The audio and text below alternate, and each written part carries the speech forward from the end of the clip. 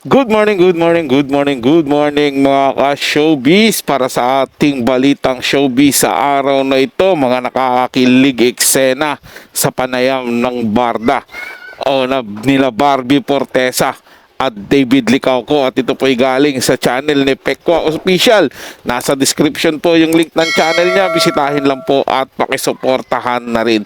At sa mga bago lang po dito sa ating channel, huwag niyo po sanang kalimutan na mag-subscribe at i-hit ang notification bell para laging mauna ka sa mga bagong balitang showbiz. Panoorin at pakinggan ang buong detalye at ikaw na ang humusga. Ano? How is that for you?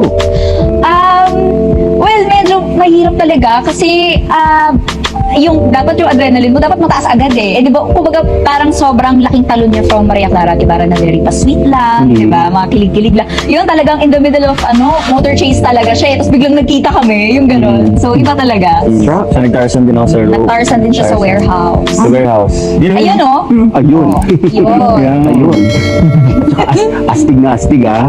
First time kita nakita na ganyan. Oo nga, actually maraming ang nagsasabi sa akin na hindi daw nila inakala na kaya ko daw yung ganung role. Nakakatawa naman. Kasi syempre with the help of the director na rin, tinutulungan talaga nila kami every step of the way. Tsaka importante yung may tiwala sa yung director. So, the fact na pinagkakatiwalaan niya ako, sinasabi niya sa akin, uy, parang may motivate niya ako every single scene. So that really helps me a lot. I have to give it to you ah. Kasi sabi ko nga, hindi ko alam, nung narinig ko tong project na mapupunta sa inyo, hindi ko alam kung kaya mong i-pull off. Kasi si David malumanay, Yeah. Parang walang kaastigan sa katawan, parang ganun, parang boy next door. Actually, no first scene yata namin together ni Barbie, tinatanong ko siya, meron bang pinagkaiba? Sa bar. Yeah, sa bar, di ba? Tinatanong niya kung paano daw siya magsalita, kung iba daw kay Fidel. Na-appreciate ko naman yun coming from him kasi conscious pala siya sa ganun, yung pag-transition ng character niya, na bilang actor importante rin talaga kasi conscious effort na dapat ma-improve mo yung sarili mo from your previous project. Appreciate ko naman yun. And yes, iba. Kailan mo inaano yung switch? Parang, wait, carding ako ngayon. Ngayon ba ano ka? Ngayon, Ano ka today? Si Del wala. David lang, David. Napaka, lumanay no? Siguro, I think may mental switch lang din talaga sa pagiging actor na okay, carding ako ngayon. Siguro nasa environment na rin, nasa damit na sinusuot ko, and I think familiarity with the character. So ngayon medyo nasanay na ako even in real life. Minsan gano'n na rin ako magsalita. Talaga? Minsan parang yan yung ano mo. Nadadala mo sa bahay? Si carding? Oo, sa mga kaibigan ko. Parang yan? Parang nadadala mo dito yung role mo. Gano'n.